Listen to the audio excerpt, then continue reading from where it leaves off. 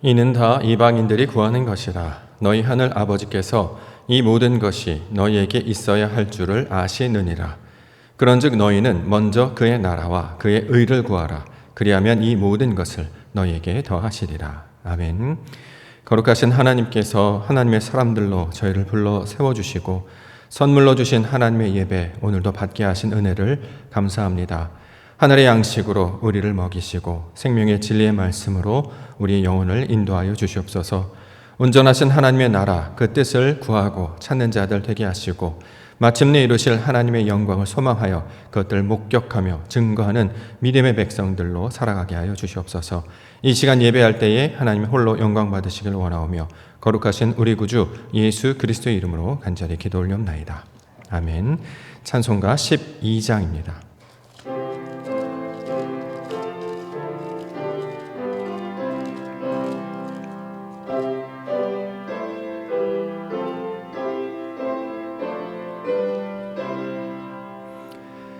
다 함께 주를 경배하세. 주 같은 이가 어디 있을까. 주 앞에 찬양을 드리니 주 성령이여 나를 도우사. 주 기뻐하실 노래 불러서 그 이름 찬양하게 하소서. 내 주여 나를 인도하사 아버지 품에 살게 하시고 주 성령 내 행실 살피사 내 맘과 뜻을 주관하시고 주 성령 내 맘 열어주시사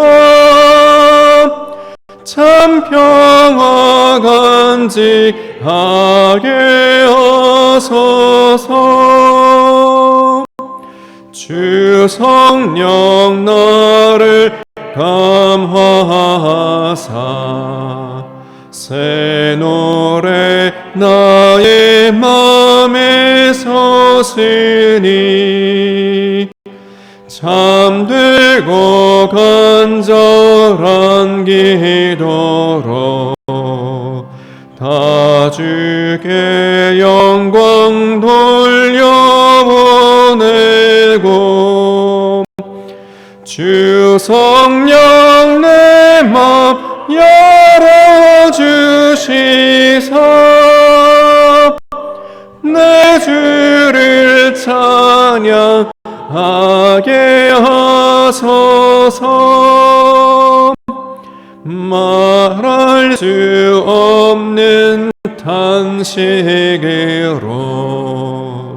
날 위해 친히 간구하시는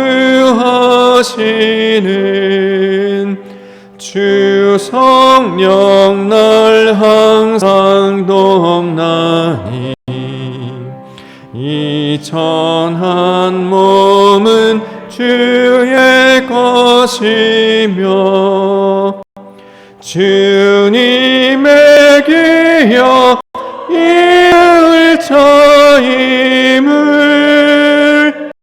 나 밝히 알게 하소서. 하여 주소서.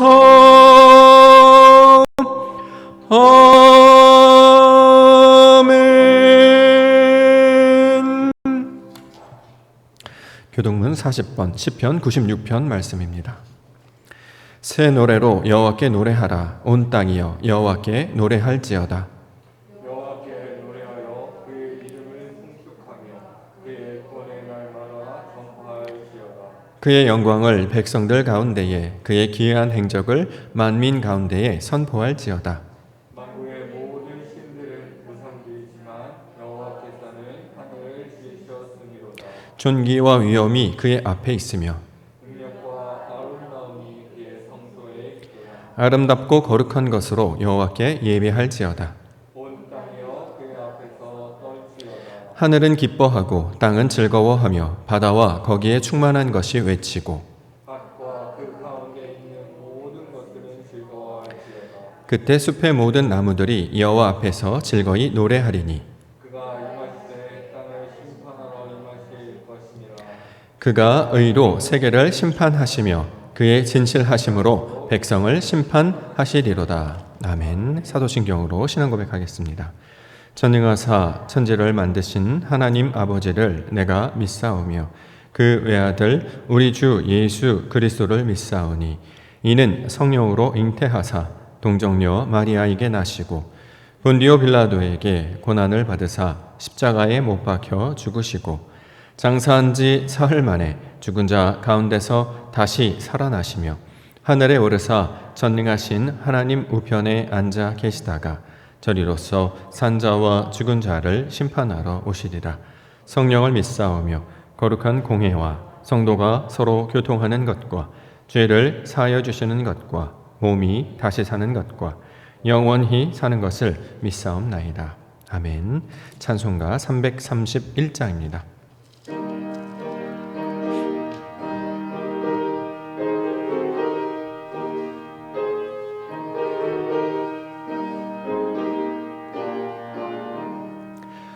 영광을 받으신 만유의 주여 우리가 영령을 따르리다.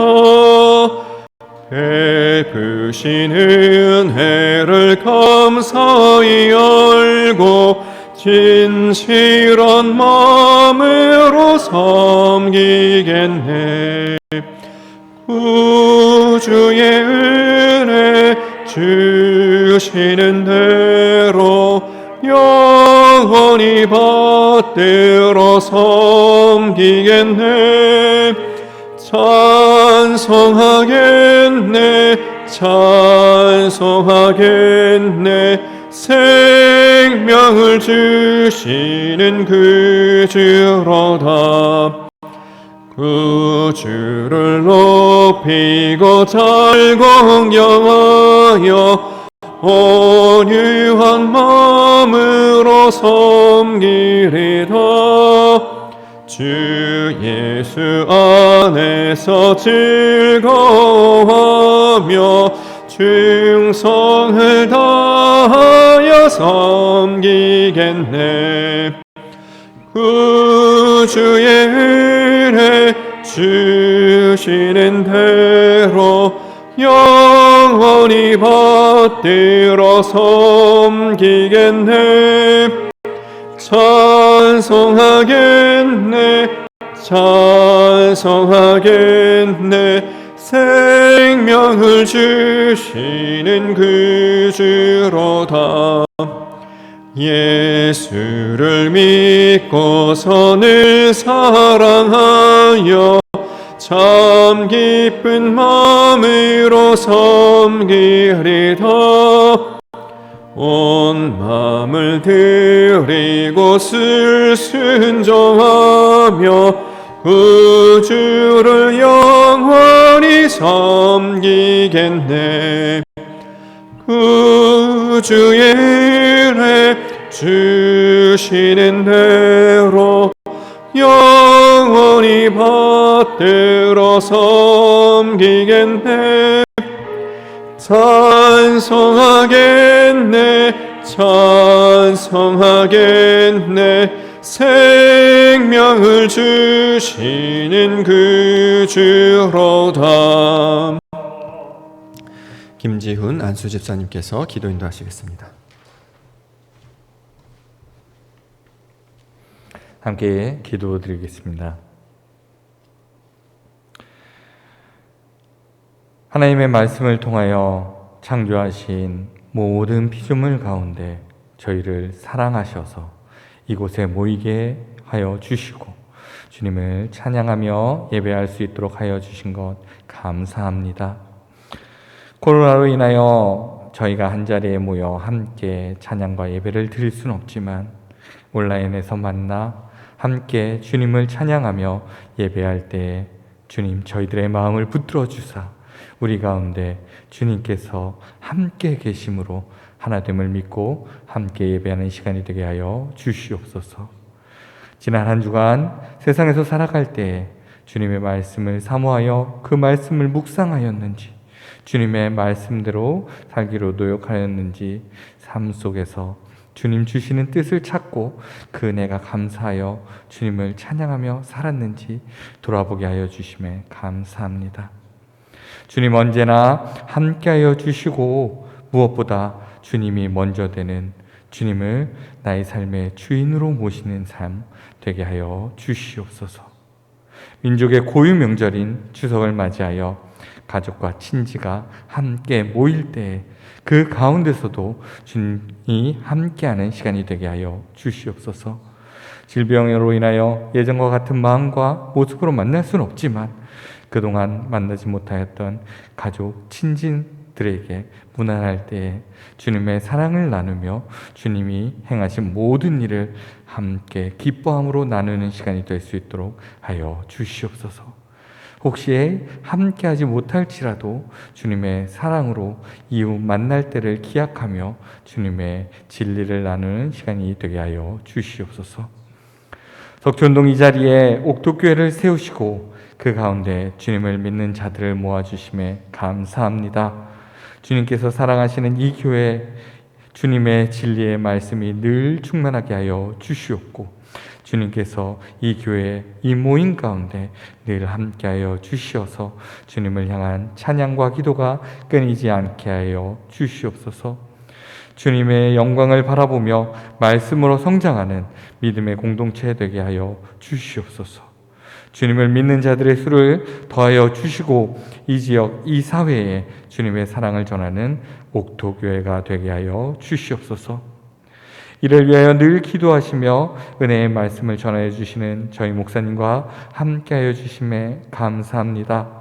이곳에서 목사님의 입을 통하여 선포되는 주님의 말씀을 저희 모든 성도가 함께 아멘으로 받게 하여 주시며 그 말씀을 통하여 주님의 뜻을 깨달아 알며 세상에서 살아나갈 수 있는 힘을 얻게 하여 주시옵소서.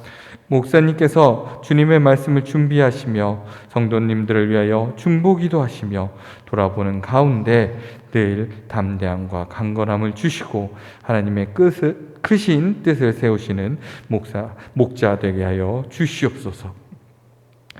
함께 모이지 못하는 가운데 특별히 저희 어린 영혼들을 담당하고 있는 교육부소의 선생님들을 기억하시고 그들이 어린 영혼들을 위하여 기도할 수 있도록 하여 주시옵소서. 어려운 가운데서도 그 어린 영혼들을 담당하며 기도하고 문안할 수 있도록 하여 주시고 각 가정에서 또한 주님의 말씀을 들을 수 있도록 하여 주사 주님의 나라를 위하여 선한 일꾼으로 성장하고 말씀과 기도로 주님을 만나는 어린 영혼들 될 수 있도록 함께하여 주시옵소서. 이 교회와 이 예배를 위하여 수고하는 모든 자들의 수고를 주님 아시오니 주님의 나라를 위하는 모든 자들을 주님께서 그 수고를 갚아주시고 은혜 내려 주시옵소서. 이 예배가 주님께만 영광 돌려드리는 예배가 되길 원하오니 이 예배를 온전히 받아 주시옵고 은혜 내려 주시옵소서. 우리의 치료자 되시며 인도자 되시는 독생자 예수 그리스도의 이름 받들어 간절히 기도드리옵나이다. 아멘.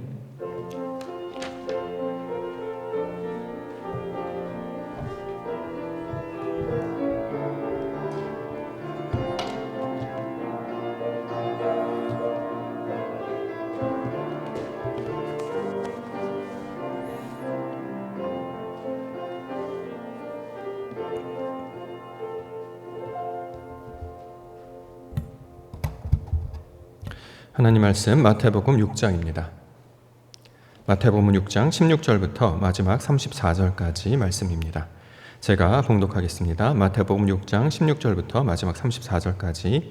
금식할 때에 너희는 외식하는 자들과 같이 슬픈 기색을 보이지 말라. 그들은 금식하는 것을 사람에게 보이려고 얼굴을 흉하게 하느니라. 내가 진실로 너희에게 이르노니 그들은 자기 상을 이미 받았느니라. 너는 금식할 때에 머리에 기름을 바르고 얼굴을 씻으라. 이는 금식하는 자로 사람에게 보이지 않고 오직 은밀한 중에 계신 내 아버지께 보이게 하려 함이라. 은밀한 중에 보시는 내 아버지께서 갚으시리라. 너희를 위하여 보물을 땅에 쌓아두지 말라. 거기는 종과 동록이 해하며 도둑이 구멍을 뚫고 도둑질하느니라. 오직 너희를 위하여 보물을 하늘에 쌓아두라. 거기는 좀이나 등록이 해하지 못하며 도둑이 구멍을 뚫지도 못하고 도둑질도 못하느니라. 내 보물 있는 그곳에는 내 마음도 있느니라. 눈은 몸의 등불이니 그러므로 내 눈이 성하면 온 몸이 밝을 것이요 눈이 나쁘면 온 몸이 어두울 것이니 그러므로 내게 있는 빛이 어두우면 그 어둠이 얼마나 더하겠느냐.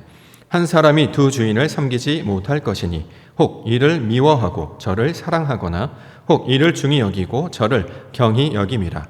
너희가 하나님과 재물을 겸하여 섬기지 못하느니라. 그러므로 내가 너희에게 이르노니 목숨을 위하여 무엇을 먹을까 무엇을 마실까 몸을 위하여 무엇을 입을까 염려하지 말라. 목숨이 음식보다 중하지 아니하며 몸이 의복보다 중하지 아니하냐. 공중의 새를 보라. 심지도 않고 거두지도 않고 창고에 모아 들이지도 아니하되 너희 하늘 아버지께서 기르시나니 너희는 이것들보다 귀하지 아니하냐. 너희 중에 누가 염려함으로 그 키를 한 자라도 더할 수 있겠느냐. 또 너희가 어찌 의복을 위하여 염려하느냐. 들의 백합화가 어떻게 자라는가 생각하여 보라. 쓰고도 아니하고 길쌈도 아니하느니라. 그러나 내가 너희에게 말하노니 솔로몬의 모든 영광으로도 입은 것이 이 꽃 하나만 갖지 못하였느니라. 오늘 있다가 내일 아궁이에 던져지는 들풀도 하나님이 이렇게 입히시거든 하물며 너일까 보냐 믿음이 작은 자들아. 그러므로 염려하여 이르기를 무엇을 먹을까 무엇을 마실까 무엇을 입을까 하지 말라. 이는 다 이방인들이 구하는 것이라. 너희 하늘 아버지께서 이 모든 것이 너희에게 있어야 할 줄을 아시느니라. 그런즉 너희는 먼저 그의 나라와 그의 의를 구하라. 그리하면 이 모든 것을 너희에게 더하시리라. 그러므로 내일 일을 위하여 염려하지 말라. 내일 일은 내일이 염려할 것이요 한날의 괴로움은 그날로 족하니라. 아멘. 마태복음 6장 16절부터 34절까지 본문입니다. 그의 나라와 그의 의를 구하라. 그의 나라와 그의 의를 구하라 라고 하는 말씀의 제목입니다. 오늘 본문에서는 그의 나라 또한 그의 의에 대해서 말씀하고 있습니다. 33절에 나와 있습니다. 33절 말씀. 그런즉 너희는 먼저 그의 나라와 그의 의를 구하라. 그리하면 이 모든 것을 너희에게 더하시리라. 이렇게 증거하고 있습니다. 나라라는 말이 나오고 의라는 말이 나왔는데요. 한 절씩 살펴보고자 합니다. 먼저 나라라는 말, 왕국이나 국가를 나타내는 말이죠. 따라서 나라 그러면 보통 우리가 영토 또는 백성들을 떠올리는 의미로 사용되어 왔습니다. 자, 그런데 성경에서 말하는 나라의 의미는 어떤 것인가? 성경에서 말하는 나라라고 하는 개념은 하나님의 통치와 다스림에 대한 내용을 가리키고 있는 상태적 의미로 우리 가운데 주신 말씀입니다. 즉 하나님의 말씀으로 인도함을 받는 상태를 가리켜서 성경에서는 나라라고 부른다라는 것입니다.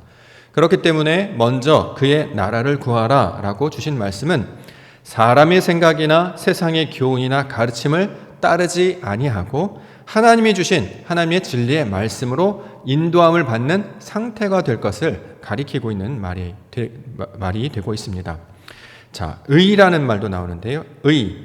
성경에서 말하는 의는 하나님의 뜻과 나의 뜻이 같아지는 것을 가리킬 때 의 이렇게 이야기합니다. 이것을 헬라어로 디카이오스네 이렇게 이야기하는데 하나님의 의, 디카이오스가 내 안에 순에 함께 맺어지게 될 때, 내 안에 이루어지게 될 때 이러한 것을 의라고 이야기합니다. 자, 이 의라는 개념을 우리가 지난 시간에 살펴봤던 기도라는 개념으로 비유하여서 이해해 볼 수 있습니다. 기도가 무슨 뜻이었습니까? 기도는 내가 원하는 내 필요를 따라 내가 원하는 대로 말하는 것을 기도라고 말하지 아니하고 우리가 지난주에 배웠던 기도, 하나님의 말씀하신 기도는 우리에게 정말 필요하지만 우리가 알지 못하는 것을 하나님께서 가르쳐 주시는 것을 기도라고 부르는 것이에요. 그렇기 때문에 기도는 하나님이 원하시는 것이 내 안에 부어지고 가르쳐져서 나도 그런 것이 되기를 원합니다 라고 하는 그 상태가 될 때 이것을 기도라고 부릅니다. 사람은 무엇으로 살아야 되는지 인간들은 스스로 깨닫지 못하고 있었습니다. 그렇기 때문에 눈에 보이는 것, 세상 사람들이 말하는 것, 남들이 하는 것, 자, 이런 것들을 쫓아가고 따라가고 있어야 할 것으로, 필요한 것으로 생각하고 있었던 것이죠. 그런데 성경에서 하나님께서는 이 모든 것들이 이미 있어야 할 줄을 알고 계신다라고 이야기하셨습니다. 세상에서 구하는 것, 사람들이 구하는 것, 사람들이 필요하다고 얘기하는 것은 이미 우리에게 있어야 할 것들을 알기 때문에 정말로 필요한 그 영적인 의미, 하나님의 호흡과 하나님의 생명과 하나님의 말씀과 아버지의 진리를 알게 하시는 것이 우리에게 정말 있어야 할 것이고 이것들이 어떠한 내용인지를 가르쳐 주시는 것이 바로 기도의 내용이 되었던 것이죠. 자, 아버지의 뜻이 나의 뜻이 됩니다. 이전엔 나의 뜻이 없었고요. 또 나의 뜻이 있다고 할지라도 그것이 잘못된 것이었습니다. 그런데 예수님의 가르치심으로 말미암아 하나님의 뜻이 무엇인지를 알게 되었고 내 뜻이 얼마나 잘못되었는지를 깨달아서 나의 뜻을 벗어버리고 하나님의 뜻을 받아서 하나님의 뜻과 나의 뜻이 같아지게 될 때 이것을 기도라고 부르고 이 과정을 다른 말로 의라고 지금 이야기하고 있습니다. 원래 나의 욕망과 나의 뜻과 나의 바람들이 있었죠. 이것을 다 내려놓게 됩니다. 이제 하나님이 주신 그 진리의 말씀을 내 마음 가운데 받아서 하나님의 뜻대로 되기를 원합니다. 하나님의 뜻이 바로 내가 되는 것이 되기를 원합니다. 라고 말하는 그런 상태를 가리켜서 이것을 의 이렇게 이야기하고 있습니다. 그렇기 때문에 오늘 본문에서 말하고 있는 먼저 그의 나라와 그의 의를 구하라 라고 하는 것은 우리에게 쉽게 적용해서 말씀을 드리면 자신의 생각이나 경험을 따르지 아니하고 하나님이 주신 말씀으로 그 의미를 깨닫고 이해하며 하나님의 진리를 따르고 진리를 따를 것을 나타내는 말이 되는 것입니다. 자, 이 모습으로 하나님의 뜻을 온전히 따르고 나타내는 모습으로 우리 가운데 보여주신 분이 바로 예수님이셨죠. 예수님이 바로 우리의 삶의 모델이 됩니다. 그는 하나님의 아들이셨고 독생자 오직 하나의 진리, 그 진리의 말씀만을 가지신 분이셨습니다.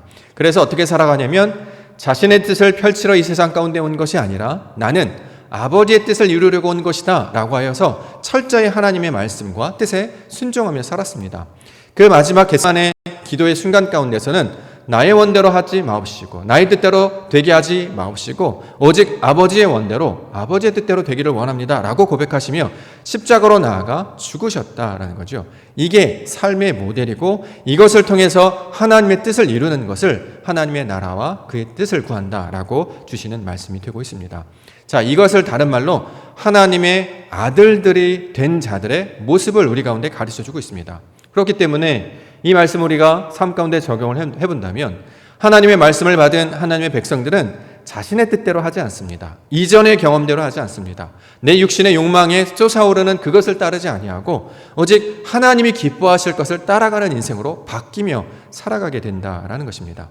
이 시간 주신 말씀 우리가 다시 한번 만날 텐데요. 이 시간 예배 시간만이라도 나의 모든 생각들, 내 모든 욕망들 다 하나님의 말씀 앞에, 그의 십자가 앞에 다 내려놓고 하나님께서 이 시간 가운데 들려주시는 말씀, 그의 어떠하심과 그의 성분과 속성을 우리가 듣고 깨달음으로 말미암아 아버지 것들을 나도 원하는 자, 그래서 하나님의 말씀이 이루어지는 우리 능력의 백성들과 하나님의 거룩한 교회와 성도가 되기를 주의 이름으로 축원합니다.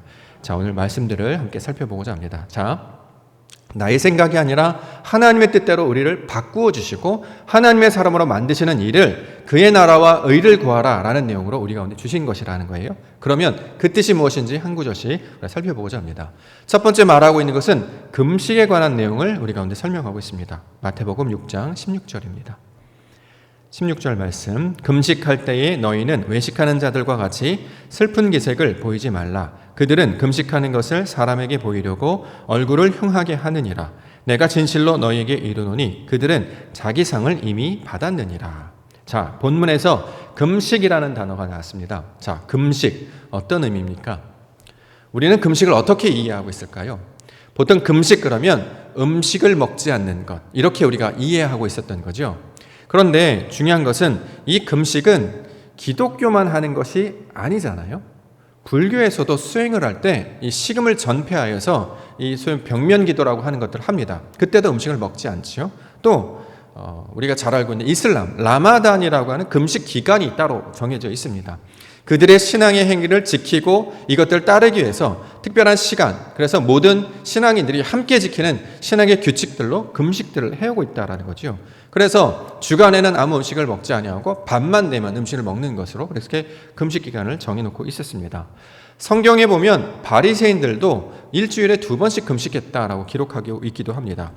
누가복음 18장 11절과 12절 바리새인은 서서 따로 기도하여 이르되 하나님이여 나는 다른 사람들 곧 토색, 불의, 간음을 하는 자들과 같이 아니하고 이 세례와도 같이 아니함을 감사하나이다. 나는 일에 2번씩 금식하고 또 소득의 11조를 드리나이다 하고 당시 유대인들의 신앙관에서 일주일에 한 번은 금식하기로 되어 있었습니다. 이게 율법에 나오는 전통이었던 거죠. 그런데 이 유대인들은, 이 바리새인들은 자신의 신앙심을 증명하고 나타내 보이려고 금식을 한 번만 하는 게 아니라 한 번 더 한다는 거예요. 자, 그 정도로 금식이 신앙생활에 있어서 그 신앙의 지표를 드러내는 아주 중요한 척도요 기준으로 그들은 삼고 있었다라는 거죠. 그러면 우리에게 금식을 말하세요? 그러면 우리도 음식을 끊고 먹지 말고 그렇게 무언가를 하도록 요청하시는 것이 하나님의 뜻인가? 우리가 음식을 먹든 안 먹든 그게 하나님과 무슨 관계가 있을까요? 하나님께서 마음을 돌이키는 것과 어떤 의미가 있을까요? 그러면 왜 금식이라는 것을 먹는 것으로 이해하고 있었는가? 먹지 않는 것으로 이해하고 있었는가? 이것은 출애굽기에 나오는 본문 때문에 그런데요. 출애굽기 34장 28절에 보면 모세가 하나님께 가서 말씀을 받는 장면을 기록하고 있는데 이때 음식 먹지 않은 장면을 기록하고 있습니다. 출애굽기 34장 28절에 모세가 여호와와 함께 40일 40야를 거기 있으면서 떡도 먹지 아니하였고 물도 마시지 아니하였으며 여호와께서는 언약의 말씀 곧 십계명을 그 판들에 기록하셨더라. 자, 출애굽기 34장 28절에 따르면 모세가 떡도 먹지 않고 물도 마시지 않았기 때문에 이걸 금식으로 보고 있었다는 거죠. 그런데 우리가 이제 진리적 관점으로 성경을 해석하기 시작했어요. 진리적 관점의 해석이 무엇이냐면 우리에게 주시는 우리 사람들의 생각으로 이걸 풀어내는 것이 아니라 이 말씀이 원래 의도하고 가지고 있었던 하나님의 뜻을 우리가 살피는 방법으로 이 말씀들을 대하고 있다는 거죠. 그러면 떡을 먹지 않는다, 물을 마시지 않는다는 무슨 뜻이냐면 우리가 생각하는 음식을 먹지 않는다 이런 개념이 아니고요. 여기서 말하는 떡을 먹지 않는다, 물을 마시지 않는다는 것은 자신의 생각과 자신의 경험과 자신의 방식대로 하나님의 말씀을 이해하지 않는다라는 뜻입니다. 원래 하나님께서 이스라엘 백성들에게 만나를 주셨죠. 그랬더니 이걸 뭘로 여겼습니까? 땅에서 먹는 양식으로 여겼어요. 그런데 그걸 먹으면 어떻게 해요? 죽게 된다는 거죠. 나중에 예수님께서 오셔서 나는 생명의 떡이다 얘기를 하셨어요. 하나님이 주신 말씀, 그 말씀이 육신이 되어서 이 땅 가운데 찾아오신 그 진리는 그런 사람들이 먹고 죽는 그런 땅에 있는 물질을 말하는 것이 아니라 너의 영혼이 살게 되는 영의 양식, 하늘의 양식이었음이 그 원래 떡을 먹다 물을 마시다의 의미가 된다는 거죠. 하나님께서 말씀을 가르쳐 주시잖아요. 그럼 이거 사람들이 어떻게 받아들입니까? 아, 이게 바로 하나님의 뜻이 이거구나라고 생각하는 게 아니라 아, 이게 바로 나에게 뭔가 주시려고 주신 약속이었구나라고 사람들이 그걸 곡해하거나 왜곡하거나 자신의 방식대로 이해한다는 거죠. 창세기 15장에서 내가 너의 기업이 될 것이야. 내가 너에게 복을 줄 것이야. 그랬더니 아브라함이 어떻게 생각했습니까? 아들 준다는 얘기구나. 복 준다는 얘기구나. 이렇게 받아들였다는 거죠.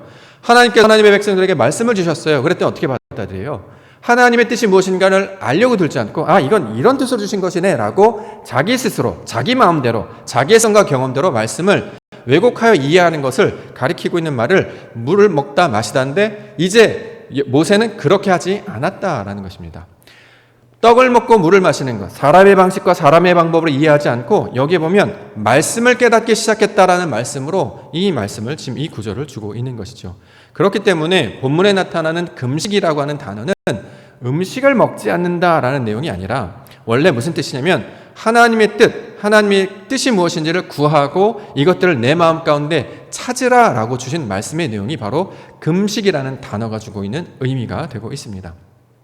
이거를 진리적 관점을 풀어보면 금식이라고 번역된 단어, 그 단어를 살펴보면 하나님의 뜻을 깨닫는 상태라는 뜻이에요. 이걸 금식이라고 가르쳐 주셨다는 거죠. 그럼 금식은 무슨 뜻이냐? 아, 하나님의 뜻이 무엇인가를 알려고 해야 되는구나 라는 모양의 그림으로 금식이라는 단어를 말씀했다는 거죠.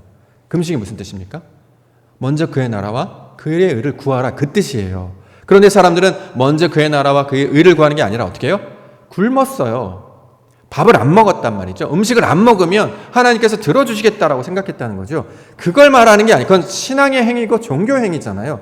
다른 종교에서도 음식 안 먹고 신에게 막 머리 긋고 기도합니다. 똑같은 거 아닙니까? 기독교에서 금식하는 거나 다른 종교에서 금식하는 건 뭐가 달라요? 근데 우리에게 말씀하신 금식의 의미는 그런 걸 행위로 하라고 주신 것이 아니었죠. 금식이 가지고 있는 원래 단어는 하나님의 뜻이 무엇인지를 구하는 상태를 가리켜서 좀이라고 이야기했는데 이게 금식이라고 번역을 했어요. 그런데 사람들이 이것이 모세가 뭘 먹지 않았구나라고 생각해서 그 현상만 보고 뜻을 보지 아니하고 현상만 보고 따라하기 시작했다라는 거죠.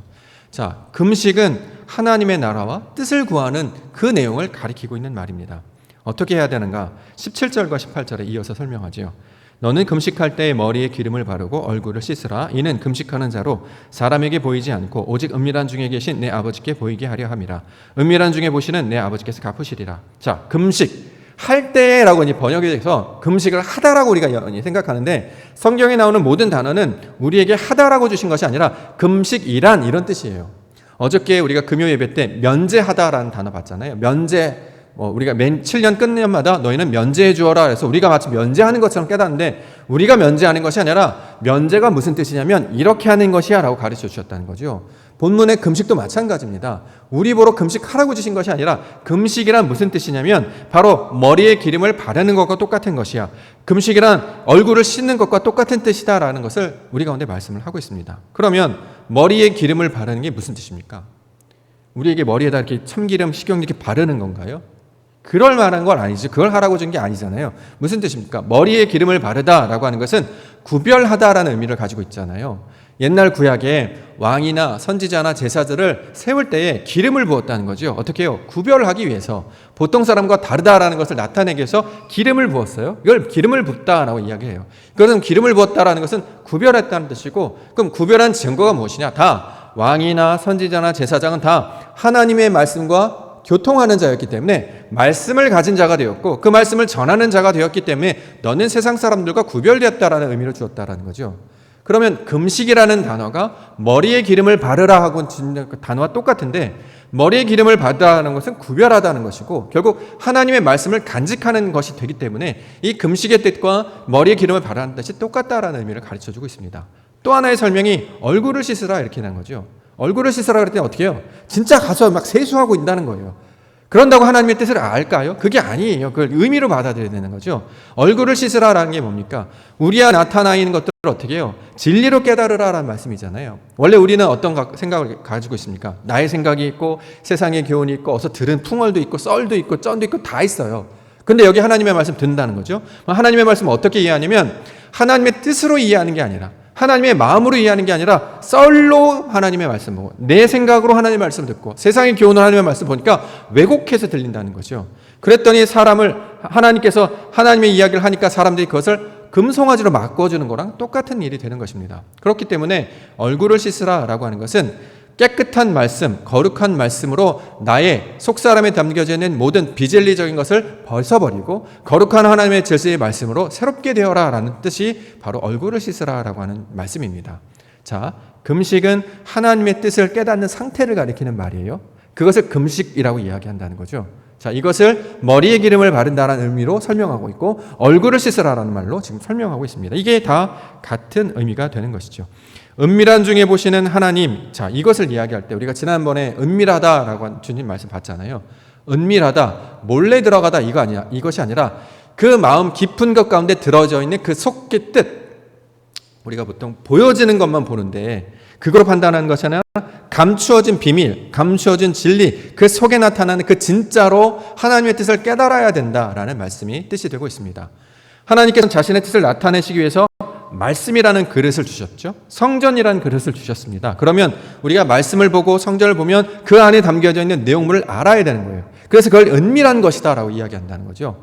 비밀스러운 일, 보이지 않는 일, 감추어진 일, 하나님께서 나타내 주셔야지만 우리가 볼 수 있는 일. 그래서 그 하나님의 뜻으로 보려고 하는 자는 아버지께서 그걸 갚아주시겠다. 그렇게 보게 해주시겠다라는 말이 되고 있습니다.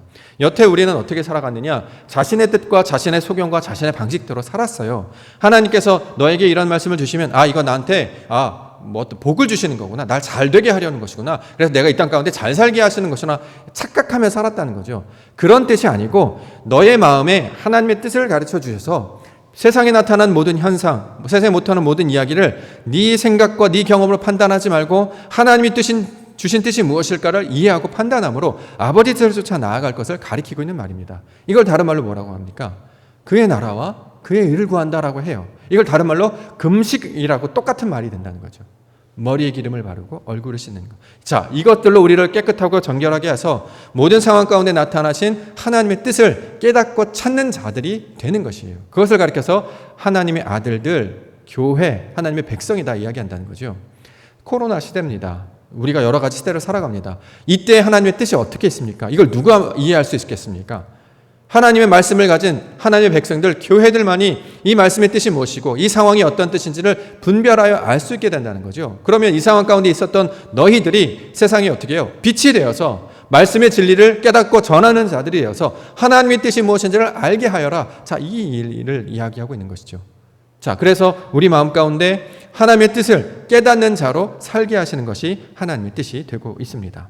디모데전서 4장 3절과 4절에 보면 혼인을 금하고 어떤 음식물은 먹지 말라고 할 터이나 음식물은 하나님이 지으신 바니 믿는 자들과 진리를 아는 자들이 감사함으로 받을 것이니라.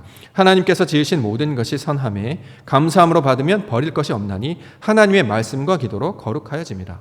먹고 안 먹는 거는 사람을 전혀 변화시킬 수 없다라는 뜻이에요.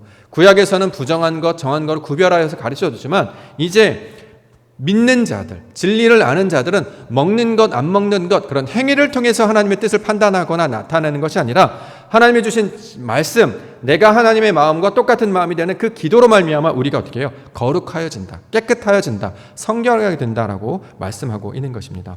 그렇기 때문에 이걸 우리 삶 가운데 적용하면 우리는 어떻게 살아가냐면 나의 생각과 나의 뜻과 나의 경험대로 하지 아니하고 이것을 하나님께서 기뻐하시겠구나 라는 마음으로 살게 하신다는 거죠. 그것을 가리켜서 그의 나라와 그의 의를 구한다라고 이야기합니다. 그러면 하나님의 뜻대로 사는 것은 어떤 모양일까요? 사람의 수준을 뛰어넘으셔야 합니다. 그렇죠? 하나님께서 주신 감동이어야 되지 않겠습니까? 누구라도 열심히 하면 그렇게 될 수 있어. 그 정도 수준을 바라는 게 아니에요. 분에 지나도록 우리가 감당할 수 있는 그 이상의 뜻을 가지고 나아간다는 거죠. 그 대표적인 뜻이 무엇이냐면 사람은 보이려고 하는 것이에요. 그렇죠? 드러나려고 하는 것이에요. 그런데 하나님의 사람들은 드러나거나 보이려고 하지 않습니다. 성령이 하시는 일이기 때문에 성령 보이지 않지 않습니까? 바람이 부는 것과 똑같기 때문에 아무도 알 수 없지만 이 마음이 변화되는 그 동기가 변화되어서 하는 모든 일을 가리켜서 하나님의 일이다 이렇게 이야기하고 있는 것이죠. 하나님 때문에 예배하고 하나님 때문에 사랑하고 하나님 때문에 열매 맺고 하나님 때문에 일을 하고 하나님 때문에 무엇을 하게 되는 것, 이렇게 우리의 전형적인 성질과 모양을 바꾸어 주시는 일로 살아갈 것을 그의 나라와 의를 구하는 일로 말씀하고 있는 것입니다. 예배를 드리는 것도 마찬가지죠. 우리가 시간이 되어서 만나는 게 아닙니다. 만나자고 약속해서 만나는 것도 아니죠. 더 높으신 뜻이 있습니다. 뭐예요? 우리는 이 시간과 마음을 사람들을 통해서 움직이셔서 이 시간 가운데 만나게 하신 분은 하나님이다라고 고백을 해서 만나는 거 아닙니까? 그러니까 찬양을 하는 것이고 그러니까 기도를 하는 것이고 그러니까 예배를 하는 건 아니에요. 사람과 노력의 수고로 만나서 이루어지는 일이었다면 이게 전혀 세상의 것과 다를 것이 없겠죠. 다른 모임들과 다를 것이 없기 때문입니다. 회비를 걷기 때문에 약속을 했기 때문에 그렇게 되면 어떤 나에게 좋은 유익이 있기 때문에 행하는 일이 아니라는 거예요. 그 우리 모임 가운데 하나님의 말씀을 주시고 그 말씀을 통해서 하나님의 것들을 자꾸 이해하려고 애쓰고 수고하고 노력하려고 하면 진리를 깨닫게 해주신다는 거예요. 이 연습을 하도록 교회라는 것을 만들어 주셔서 광야의 길을 걷게 하여 주셨다는 거죠. 하나님을 전혀 알지 못해서 깨닫지 못해서 말하지 못하였던 자들이 하나님을 점점 깨달아 알게 했는데 몇 단어밖에 알지는 못해요. 그러니까 말을 하지 못하는 거죠. 그런데 이걸 반복적으로 듣고 계속 배우고 삶을 통해서 적용해 나가면 모든 상황 가운데 역사하시는 분은 바로 하나님이셨구나. 그분을 깨닫게 하시는 것이 이 교회의 활동과 예배와 모든 상황을 통해서 말씀하시는 하나님의 뜻이 되고 있습니다. 그러므로 우리의 모든 동기, 우리의 모든 정체성, 우리의 모든 방향이 무엇으로 바뀝니까? 하나님이 기뻐하시는 일로 바뀌며 살아가는 자들이 될 것을 오늘 본문을 통해서 말씀하고 있는 것입니다. 이게 바로 율법의 목적이고 하나님의 목적이고 예수님께서 우리 가운데 진리의 말씀을 가르쳐 주신 궁극적인 목적이 되는 것입니다. 그러므로 말씀을 들을 때마다 조금씩 우리는 변화되게 되는 것이죠. 조금씩 우리는 성장해 나아가는 것입니다. 어떻게 해요? 하나님의 수준으로.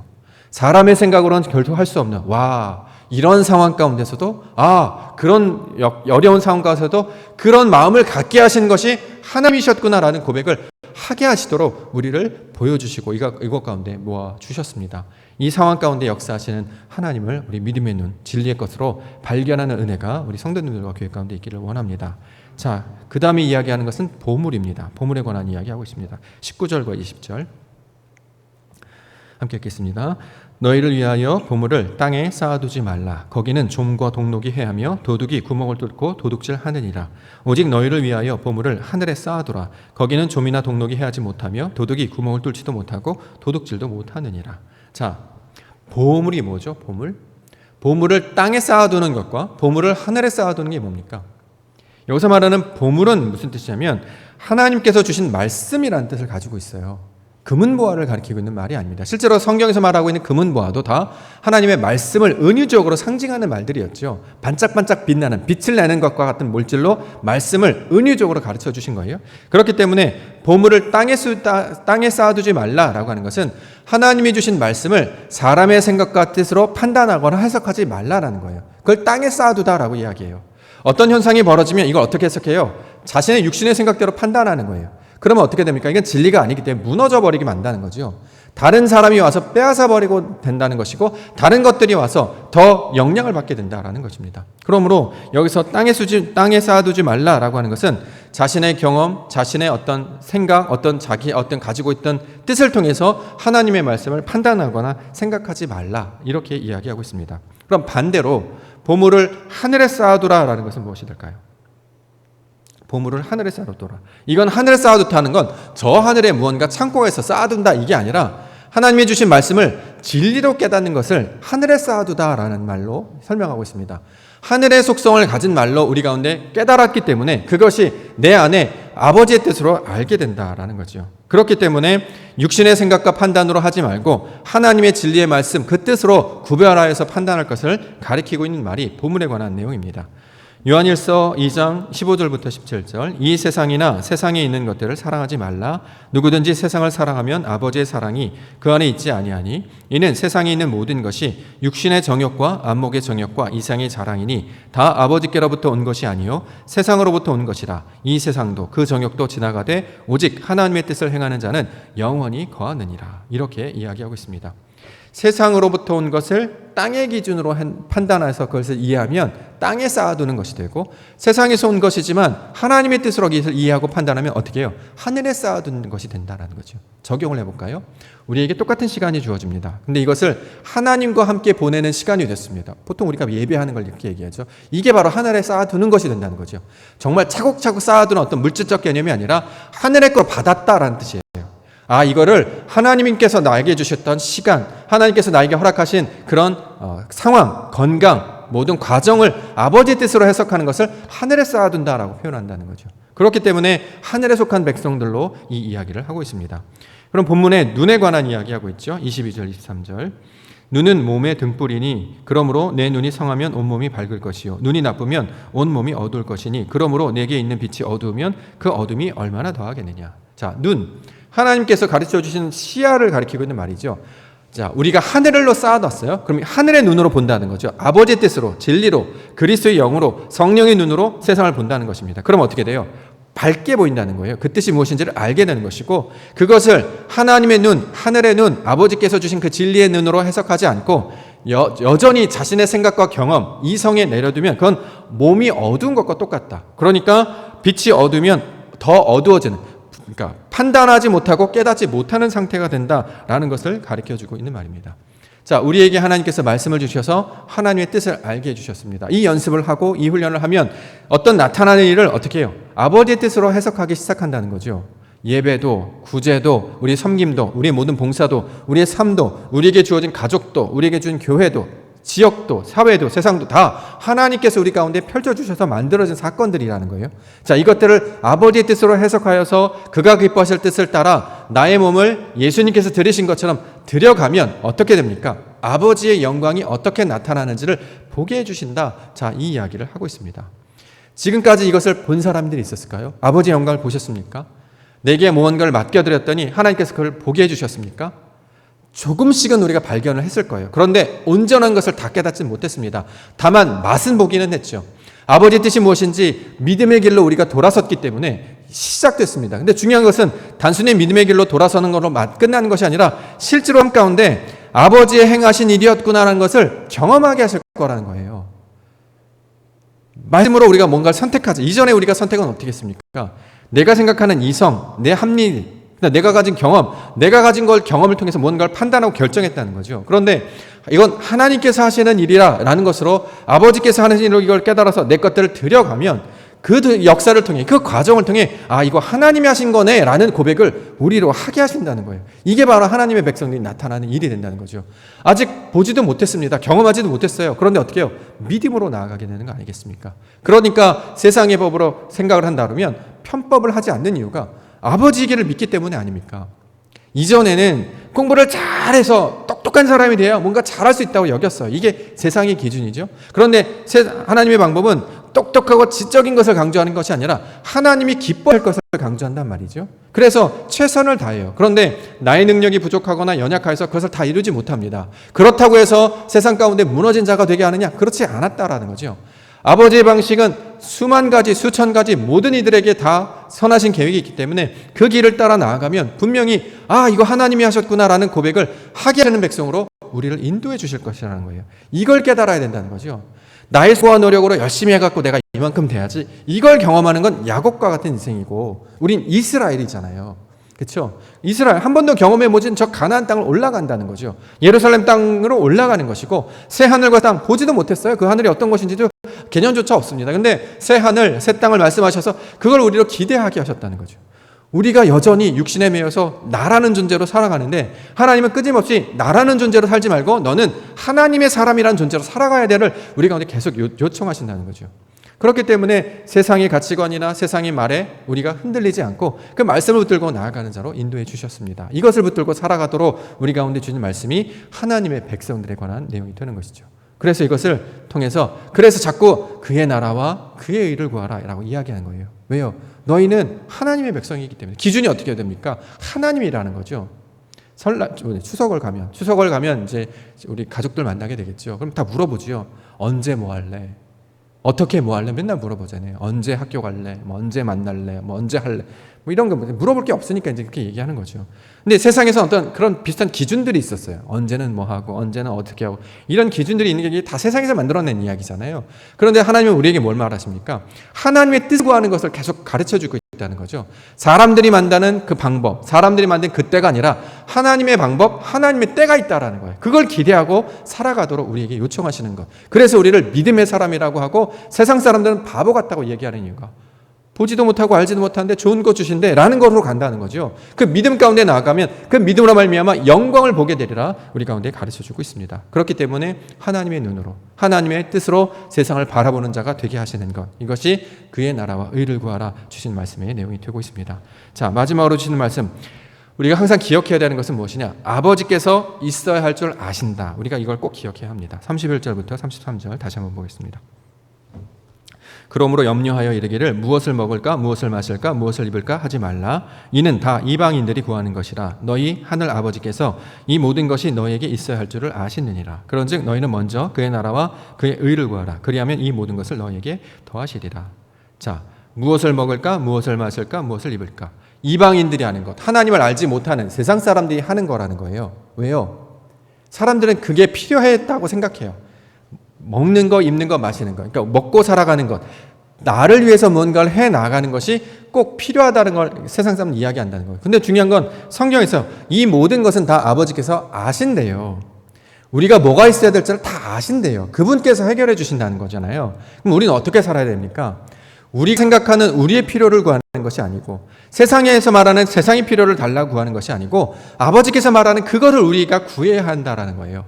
아버지께서 원하는 그것을 내가 구하는 자, 내가 말하는 자가 되기를 원하시는 것이 아버지의 뜻이 된다라는 것이죠. 그러면 아버지께서 원하시는 것이 무엇입니까? 우리 가운데 뭘 깨닫기를 원하세요? 말씀을 깨닫기를 원하세요. 그래서 교통하기를 원하신다는 거죠. 그래서 우리에게 말씀을 가르쳐 주시고 진리를 말씀하시는 것은 그 말씀이 있어야, 진리가 있어야 하나님의 뜻을 깨닫기 때문입니다. 진리라는 개념이 하나님의 것이란 뜻이잖아요. 진리가 뭐냐고 누가 물어보면 진리가 뭡니까? 그러면 진리는 하나님을 가리키는 말입니다. 하나님만이 우리의 모든 것을 아시기 때문에 우리는 다 알지 못하지만 아버지께서 이미 우리 가운데 창세전부터 계획하신 그것을 알고 계시니까 그 뜻이 무엇인지를 우리가 날마다 깨달음으로 말미암아 이것들을 붙잡고 나아가라는 거죠. 그래서 일용할 양식이라고 이야기하는 거죠. 오늘 하나님이 하시는 일을 우리가 성실하게 감당해 나아가고 오늘 주시는 마음 가운데 최선을 다하고 하나님께 펼쳐주신 것들에 이것을 나아갑니다. 그러면 어떻게 해요? 그 순종하는 걸음들을 나아가다 보면 그게 결국 나중에 뒤돌아보면 어떻게 해요? 길이 되었음을 우리는 깨달아 알게 된다는 거죠. 그래서 맨 마지막에 뭐라고 얘기합니까? 내일 일을 위하여 염려하지 말라. 내일 일은 내일이 염려할 것이고 한날의 괴로움은 그날로 족하니라. 우리가 염려하거나 걱정한다고 아무것도 변하지 않습니다. 심지어는요, 우리가 노력한다고 수고한다고 아무것도 변하지 않아요. 하나님께서 열어주시지 않으면, 하나님께서 인도하시지 않으면 아무것도 열리지 않고요, 아무것도 이루어지지 않는다는 걸 알게 된다는 거죠. 그러니까 이렇게 전적으로 어디를 의지하느냐? 하나님의 뜻, 아버지의 마음 가운데 거하는 것을 구하는 것입니다. 아버지의 마음 가운데 우리가 거하게 되면 어떤 일이 벌어지면 세상이 완전히 달라져요. 어떻게 달라지냐? 완성된 세상으로 보게 된다는 거죠. 세상은 늘 끊임없이 우리에게 부족하다라고 얘기하잖아요. 너는 무엇이 부족해? 너는 무엇가 더 있어야 돼? 그래서 뭐가 필요해? 자꾸 무언가를 채워 넣도록 요구를 합니다. 이건 세상의 방식인데 하나님께서 말씀하시는 것은 이미 모든 것이 다 이루어졌다는 거예요. 부족한 것이 없어요. 그러니까 어떻게 해요? 그 부족한 게 없기 때문에 어떻게 바라보라? 그러니까 하나님의 뜻을 바라보라. 이렇게 이야기하는 것이에요. 그래서 하나님의 뜻을 찾고 쫓아가는 사람들을 하나님의 거룩한 백성이다라고 이야기하고 있는 것입니다. 그래야 세상 사람들과 구별된 모습으로 살아가게 된다는 것을 말씀하고 있습니다.